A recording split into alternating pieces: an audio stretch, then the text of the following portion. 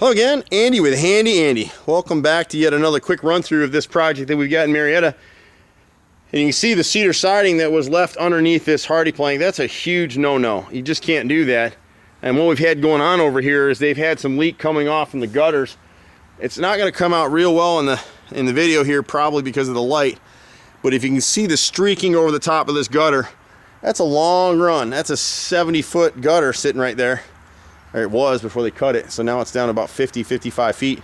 But originally it ran the whole span of the back of the house. And they had a downspout on that end, and they've got one over here.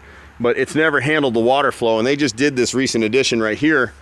So what's been happening is water's been getting behind this gutter and over the top of the gutter. And when it's hitting this siding out here, and my brother's ripped it out of here now, but you can kind of see right here, really hardly any caulk. The joints are too tight. See that gap right there? We didn't even have to cut that loose because it's sealed with paint. See right here?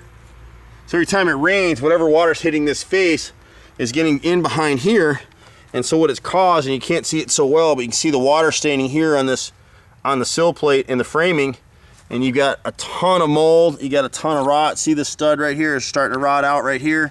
And you can see all the black mold behind the shower and in this cavity. So what's gonna happen for this homeowner in order to fix all this, we're gonna go ahead and rip out all the siding, rip out the old cedar underneath, treat this whole thing with microban, put it back. They've got some other things they wanna do. We're gonna end up changing this window right here to a set of French doors. But what precipitated all of this was this improperly installed siding back here. Don't ever leave old siding under any kind of new siding. I don't care if it's vinyl, aluminum, whatever it is. That underlying material is gonna rot. It's gonna cause you a lot of problems. And unfortunately, a lot of investors will do this kind of stuff, or homeowners that are trying to make a quick sale, because they really don't care. What they don't realize is when they do stuff like this, there's probably some level of liability that's attached to that.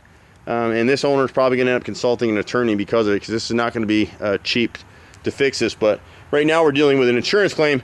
And whenever you're meeting with an adjuster, have your trusted contractor with you. If you're in Atlanta, having somebody like us, Handy Andy, just to see that you get a fair deal.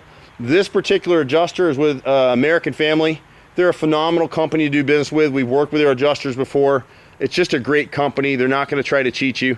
And unfortunately, a lot of the adjusters, their job is kind of to cheat you. And so if you have somebody like us along for the ride, it works out. That's what's happened here. And so what we'll end up having on this job here is we're going to end up removing all the siding from that door all the way to that gutter down there and reinstalling properly. But here, what brought us out here was the drywall's falling apart inside this bathroom, and the homeowners are sitting on the toilet and noticed it, and it's all because of what we've just pointed to. Improperly installed siding, not caulked and painted properly, improperly draining gutter, and now you've got black mold inside the house. So the insurance adjuster needed to see the mold in there in order for us to be able to remove that tub and shower unit and come back with something different. The problem you're not seeing is that's a cultured marble Roman tub and wall surround. When we try to pull that thing out of there, it's going to break.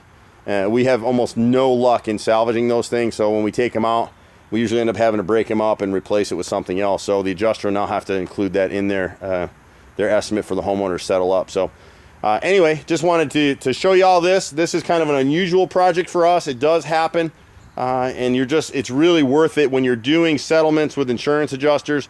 Have a good contractor with you to go over the numbers and make sure you're getting a fair deal, and that you can be able to put it back for what you're settling up for. I'm Andy with Handy Andy. 770-912-2829 is the office number. You can catch us online at handyandyhome.com. We pretty much do everything, and I'll see you at the next house. Bye for now.